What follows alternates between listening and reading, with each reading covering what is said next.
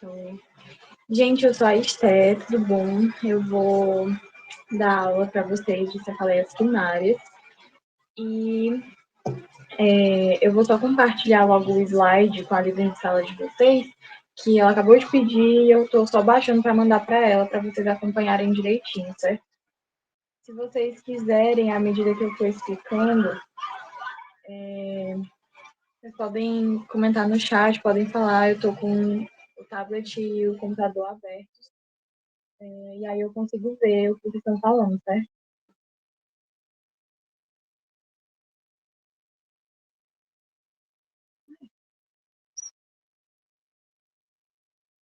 A gente pode começar? Vocês querem um tempinho, alguma coisa assim? Vocês querem me falar alguma coisa que vocês estejam com mais dúvida?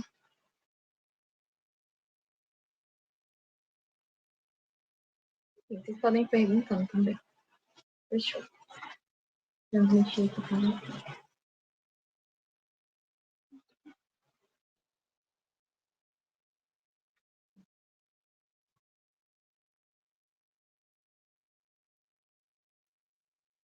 Pronto, gente, vamos lá. Boa tarde novamente. A gente vai ver hoje a aula de cefaleias primárias, vai começar um pouquinho sobre isso. Eu sou a Ana Esté, da Liga Acadêmica de Neurologia, a LINC, e eu estou muito feliz de estar tendo essa oportunidade de dar essa aula para vocês. Novamente, muito prazer. Eu sou aluna do sexto semestre, sou membro da LINC, sou apaixonada por neurologia, inclusive foi no semestre de vocês que eu me apaixonei, e é minha paixão até hoje, é o que eu pretendo seguir. Que é só para vocês me conhecerem um pouquinho mais, né?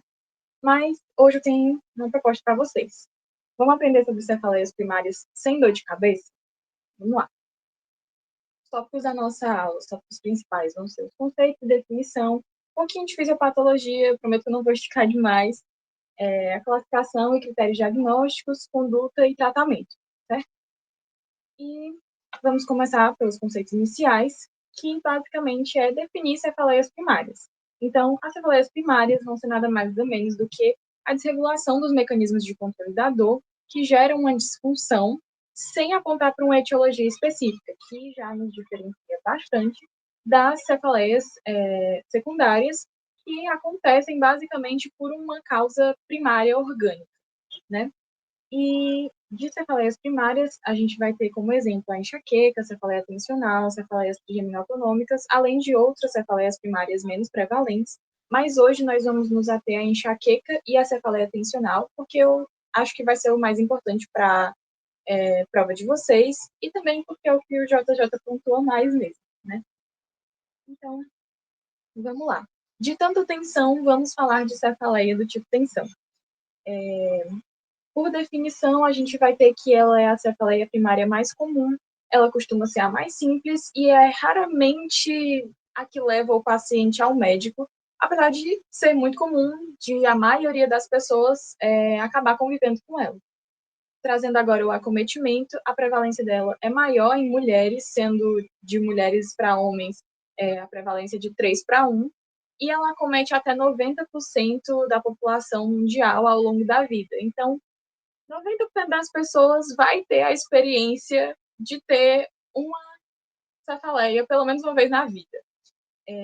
E aí, isso nos traz algo importante que eu queria falar, que é o fato de que a gente tem subtipos de cefaleia do tipo tensão. A gente tem episódica, frequente, crônica, mas eu não vou detalhar muito isso, tanto porque não vai ser tão necessário para vocês, como porque não é o que realmente vai ser cobrado. E as coisas poderiam, os critérios diagnósticos dos subtipos, eles mudam um pouco, mas o que vai ser mais importante é a gente entender como é que funciona a cefaleia tensional de modo geral mesmo. E se eu puder falar uma coisa para vocês lembrarem dela, é a dor de cabeça com cara de dor de cabeça. A cefaleia do tipo tensão é a dor de cabeça clássica.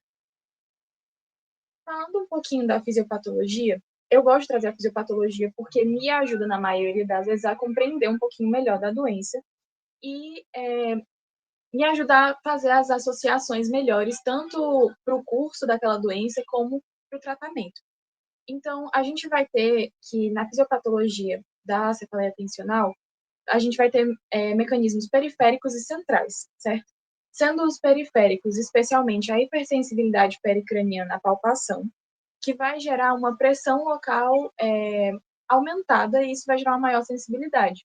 O que é interessante ressaltar, na maioria das vezes as pessoas acham, por exemplo, que quando estão com a pressão alta é por isso que elas têm dor de cabeça, sendo que é mais fácil o contrário acontecer. É mais fácil a pressão se elevar por causa da dor de cabeça, porque esse é exatamente o mecanismo necessário para o acontecimento desse tipo de dor de cabeça. Além disso, dos mecanismos periféricos, a gente ainda tem a atividade eletromiográfica normal, e a contração, que vai gerar uma contração muscular prolongada, que ativa os nossos receptores periféricos, que são basicamente os nossos receptores e mediadores de dor, que vão mandar mensagens e gerar um estímulo contínuo nas unidades motoras, que vão trazer exatamente essa atividade eletromiográfica normal. Partindo agora para os mecanismos centrais, a gente tem os fatores psicológicos como sendo parte fundamental da fisiopatologia da cefaleia tensional. O estresse, depressão, ansiedade, são todos fatores que influenciam, sim, comprovadamente, e estão associados aos mecanismos de dor, mesmo que eles não sejam muito bem esclarecidos ainda. Além disso, a gente vai ter alterações neuroquímicas, especialmente dos neurotransmissores, como uma baixa de endorfinas no líquor, que vai nos gerar uma alodínia prolongada. Alodínia, por aqui, nós nos entendemos por essa percepção dolorosa de um estímulo que não deveria ser, e, em especial, a baixa da serotonina, que vai fazer com que haja uma redução na modulação antinociceptiva da dor. O que significa isso? A serotonina seria exatamente um dos neurotransmissores principais que regulariam a, a nossa percepção de dor e controlariam a percepção de dor. E essa redução faz com que a gente não tenha esse balanço funcionando da forma correta. Isso vai ser, inclusive, importante novamente lá na frente, quando a gente for ver a fisiopatologia da enxaqueca. Falando muito rápido, tá dando para entender? Me mandem joinhas ou não me mandem joinhas para eu saber. Trazendo agora um pouco dos critérios, a gente vai ter divididos em critérios A, B, C, D, e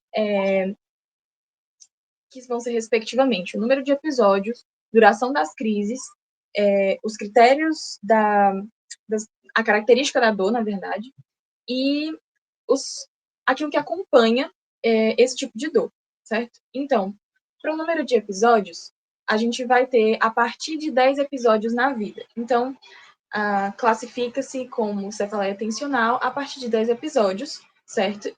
E é por isso também que eu não trouxe os subtipos, porque esse critério do número de episódios poderia mudar de acordo com o subtipo de cefaleia tensional. Mas considerando a partir de 10 episódios na vida, é uma cefaleia tensional. A duração das crises pode ser de 30 minutos até 7 dias, e isso nos chama a atenção exatamente para a característica dessa dor, que na maioria das vezes é uma dor leve ou moderada. E é por isso que as pessoas conseguem aguentar mais tempo sem necessariamente procurar a ajuda médica e sustentar isso de forma mais funcional. Além disso, outras características de dor que a gente tem vai ser o fato de que normalmente ela é bilateral, normalmente é impressão ou aperto, ou seja, não é pulsátil, diferentemente do que a gente vai ver na enxaqueca, e ela não se agrava com a atividade física. É importante lembrar que, desse critério, a gente precisa ter 2 ou mais dessas coisas. Então, eu posso ter uma cefaleia tensional, que seja impressão e aperto, seja uma dor leve e moderada, mas ela não seja bilateral. Isso não faz dela menos tensional. Isso só faz dela 2 critérios, apenas. Então, isso pode ser um distrator nas questões de vocês, tanto para a cefaleia tensional, quanto especialmente para a enxaqueca. Isso para cada integrador, para tudo, na verdade. O JJ adora fazer esse tipo de pegadinha, de certa forma. E dos critérios de acompanhamento, a gente vai ter pelo menos um deles, certo? Então, pelo menos ausência de náuseas e ou vômitos, ou seja, posso não ter náusea ou não ter vômito ou não ter nenhum dos dois.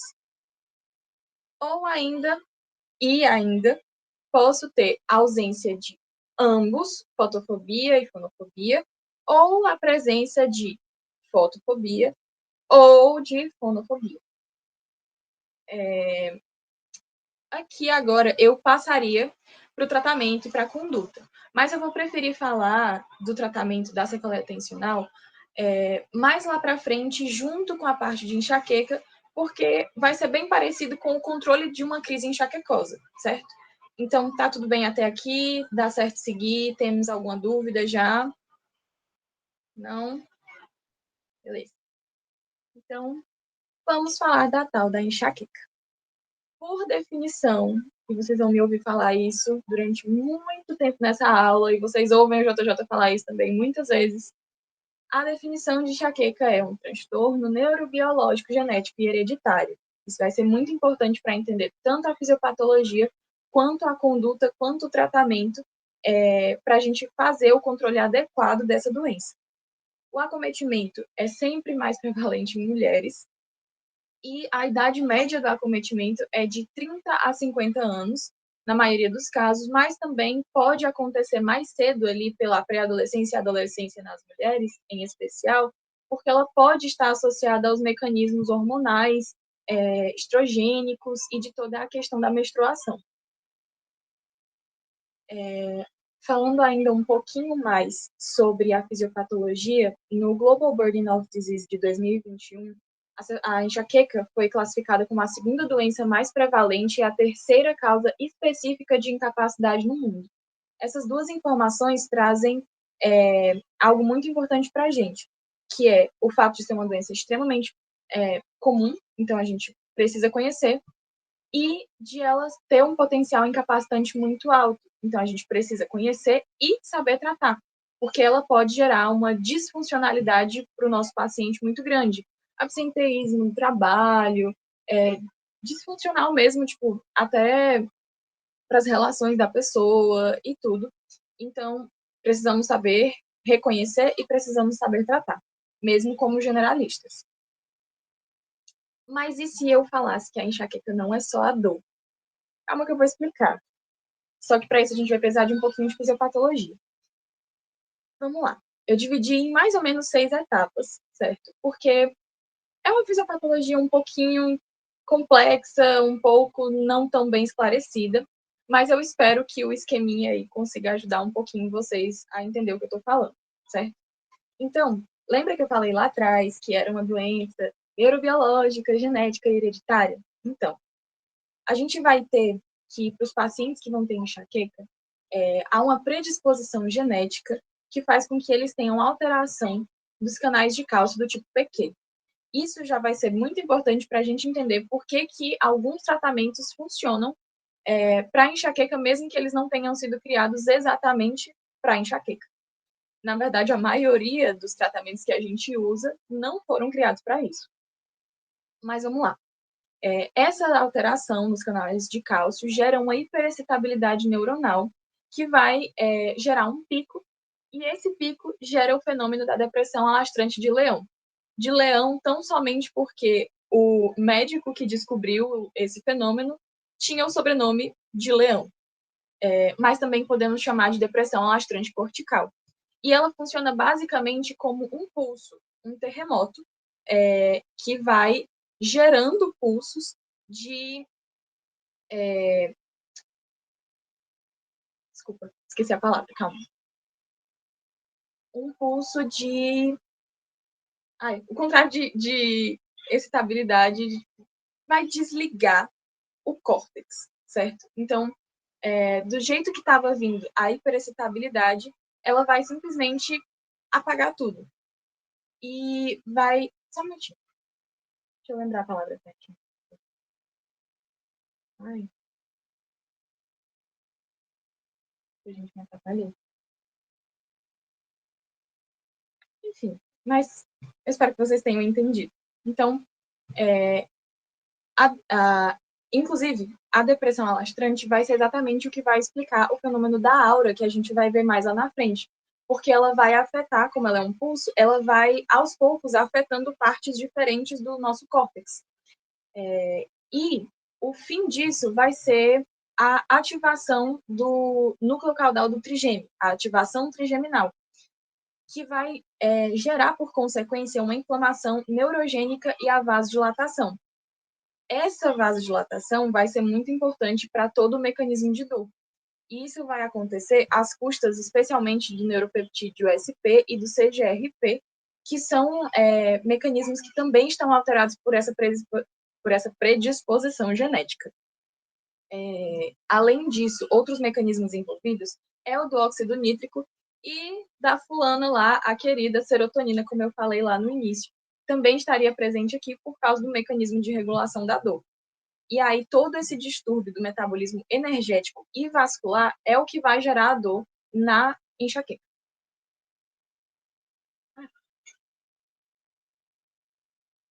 Mas e os gatilhos? É uma coisa bem controversa, especialmente por causa do professor que a gente tem. Mas entende-se que, por toda a desregulação e a predisposição genética, os indivíduos que já têm enxaqueca, eles têm uma maior suscetibilidade a desencadear crises por influência de alguns fatores externos ou internos. Então, uma pessoa que nunca teve enxaqueca, uma pessoa que não tem enxaqueca, nunca vai ter enxaqueca, não se preocupe. E a pessoa que tem enxaqueca, pode ser que talvez haja uma possibilidade de fatores externos ou internos influenciarem isso. Mas, especialmente para a prova de vocês não vão se ater a isso. Se o JJ perguntar, vocês vão responder que gatilhos não existem, entendeu? Então, gatilhos não existem, certo? Mas é uma coisa controversa. E agora, falando um pouquinho do curso da enxaqueca. A gente vai ter 4 fases principais, que vai ser o pródromo, a depressão alastrante e o fenômeno da aura, se ele estiver presente, a cefaleia propriamente dita e os pós-dromos. E a gente tem uma tendência a achar que o curso vai ser exatamente assim, linear, em tese. Porque o curso da enxaqueca é algo mais parecido com isso daqui que eu estou mostrando para vocês agora. Esse gráfico, ele basicamente serve para mostrar como realmente acontecem essas fases. E você vê que elas podem, inclusive, se misturar. Tanto que no fenômeno da aura, a gente pode ter a aura começando umas 2 horas antes propriamente da dor, mas a gente também pode ter ela acontecendo durante a dor, que é exatamente o que a gente vê aqui, ela começando antes, mas quando a dor começa, ela também pode estar presente aqui embaixo. Mas, vamos lá. De pródromos, normalmente a gente tem eles aparecendo até 24 horas antes, 2 dias antes, algo assim. E eles vêm para basicamente anunciar que a pessoa vai ter uma crise de enxaqueca. E pode acontecer alterações de humor, fadiga, distúrbios cognitivos, mialgia, até constipação. E todos esses são fatores que a maioria dos pacientes vão relatar assim: doutor, eu sei que eu vou ter crise quando eu acordo mal. Eu sei que eu vou ter crise porque 2 dias antes, um dia antes, eu acordo desse jeito, ou então eu passo o dia briguento, passo o dia irritável, alguma coisa assim. A aura propriamente dita, ela vai aparecer em alguns casos como uma alteração neurológica reversível de sintomas visuais e somatosensíveis. Basicamente, a gente vai ver mais lá na frente quais são os critérios de aura, e isso vai caracterizar melhor esse fenômeno para vocês. Após isso, ou ainda durante o acontecimento da aura, a gente vai ter a cefaleia propriamente dita, a dor propriamente dita, e mais avançadamente nesse período da dor, a gente vai ter o caráter da dor mais pungente. Então, ela ser unilateral, pulsátil, a gente ter associação com a fotofobia, fonofobia, às vezes náusea. E eu achei interessante esse gráfico porque ele separa encefaleia precoce e avançada. E não que isso propriamente exista, mas para fins didáticos é interessante, especialmente para lembrar da parte medicamentosa. Porque lá na frente a gente vai ver que é importante que o tratamento da crise, o abortamento da crise, ele seja feito o mais precoce possível, exatamente para evitar que o paciente chegue nesse estado de cefaleia avançada, que é o mais incapacitante. E, por fim, a gente vai ter os pósdromos, que pode acontecer como uma ressaca da dor de cabeça. Tanto que alguns pacientes até relatam que ficam com a sensação de como se tivessem batido a cabeça fica dolorida mesmo, assim, como se tivesse um hematoma, de tanto que mexe mesmo com todo o sistema da dor. Mas além disso, a gente pode ter outras coisas, como fadiga, alterações cognitivas, mialgia. Então, aqui a gente vê que realmente é algo que pode incapacitar uma pessoa, especialmente se ela tiver isso como um estado prolongado, que é o que a gente vai ver aqui. Os tempos diferentes de crise. Quando a gente tem uma enxaqueca crônica, vai ser basicamente a cefaleia enxaquecosa ocorrendo entre 8 a 15 vezes ou mais no mês por 3 meses. Então, repare, se uma pessoa tem episódios de 8 a 15 vezes no mês, ela passa mais tempo tendo dor, tendo toda a enxaqueca, do que sã, do que normal. E é por isso que a enxaqueca não é só a dor. A enxaqueca é todo esse estado, tudo que compreende pródromo, depressão alastrante, dor e os pós-dromos. Além disso, a gente ainda tem o que é pior ainda, que é o mal enxaquecoso, que são episódios de enxaqueca debilitante com a duração superior a 72 horas.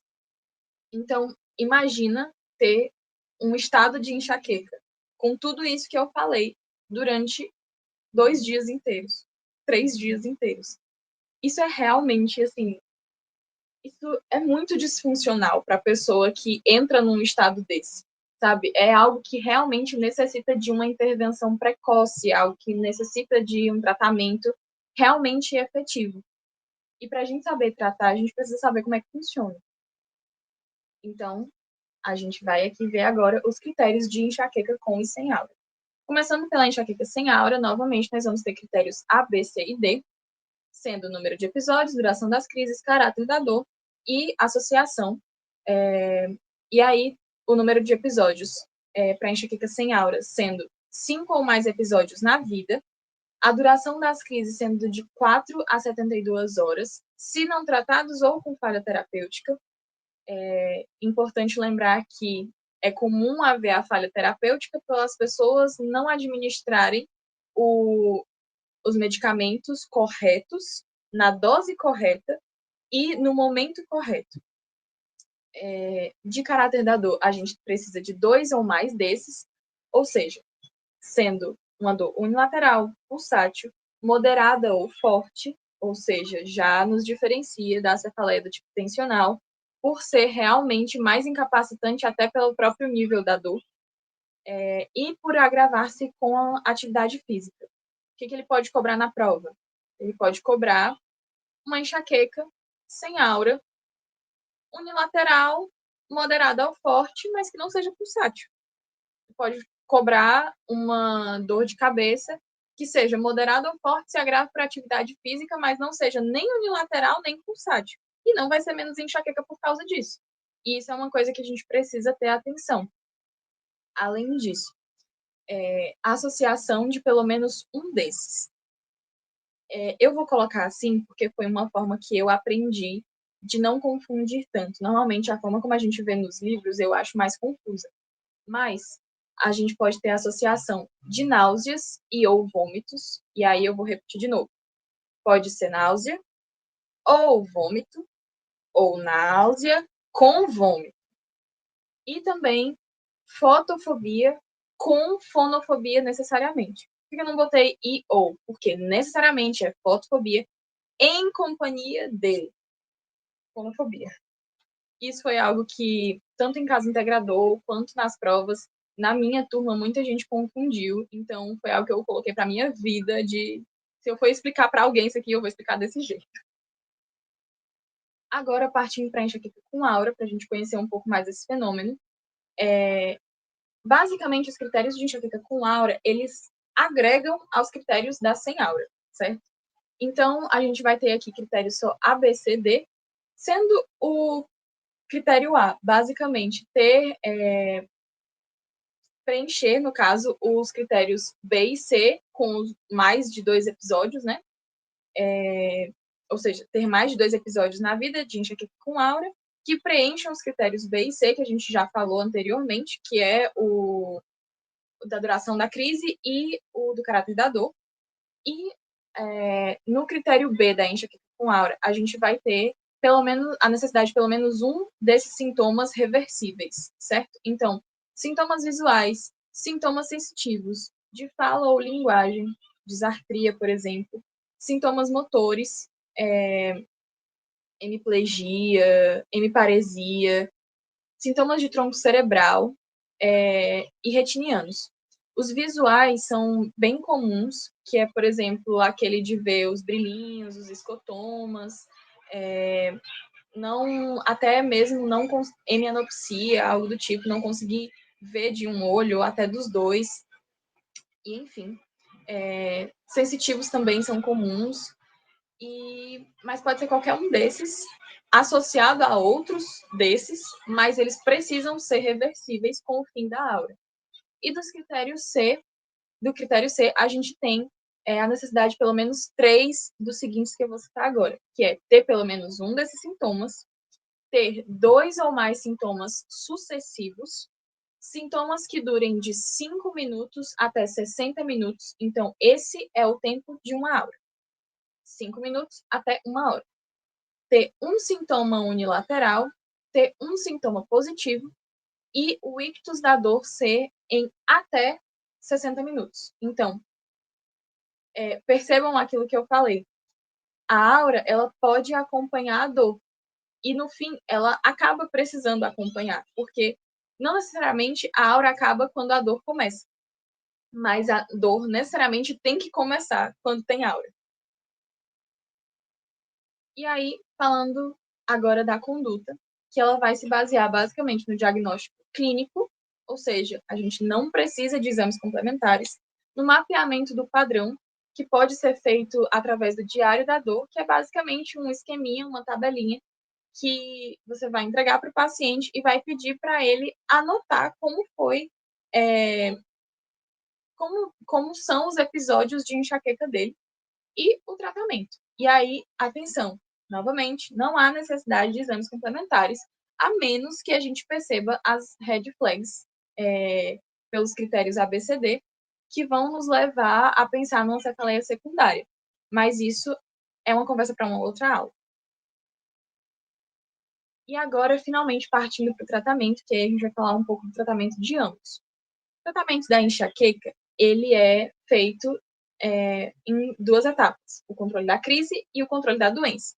O controle da crise é o que vai se assemelhar mais ao tratamento da própria cefaleia tensional, que a cefaleia tensional acontece basicamente em crises.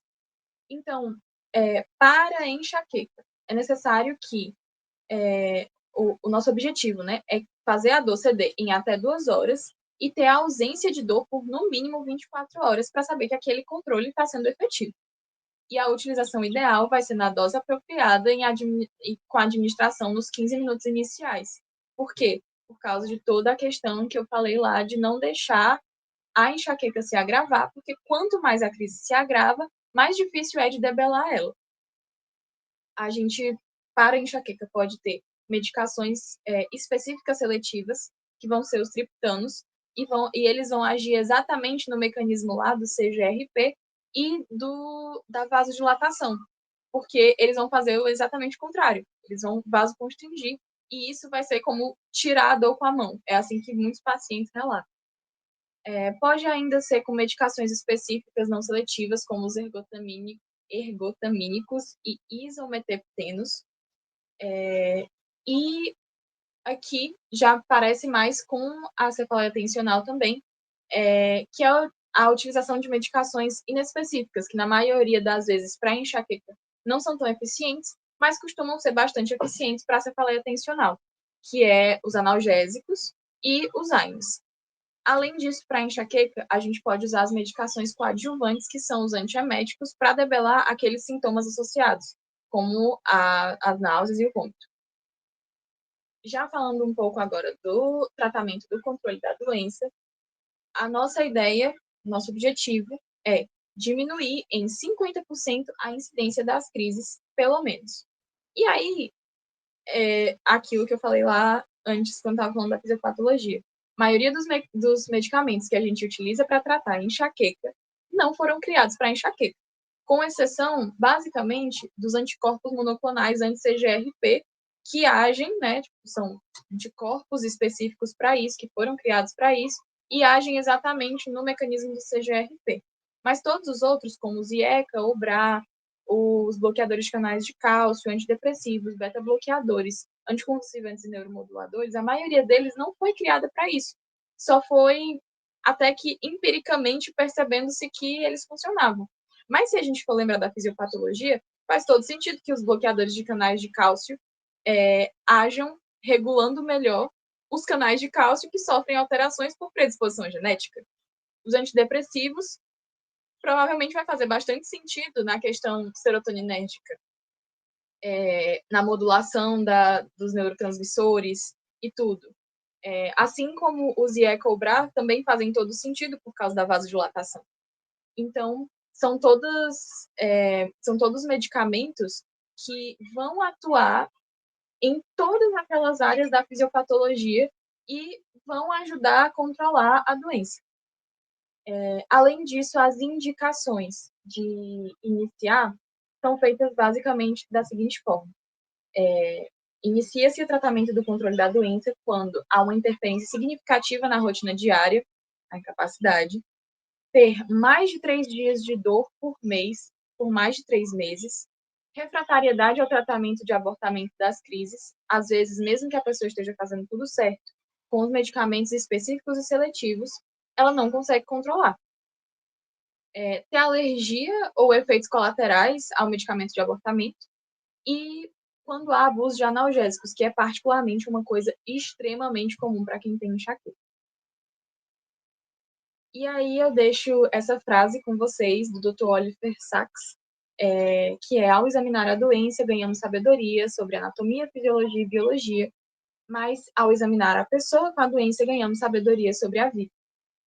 E essas foram as minhas referências. E muito obrigada pela atenção de vocês, gente. Foi um prazer. Se vocês tiverem alguma dúvida, vocês podem me mandar, vocês podem me falar, e aí a gente conversa um pouquinho mais. Show? Tudo certo?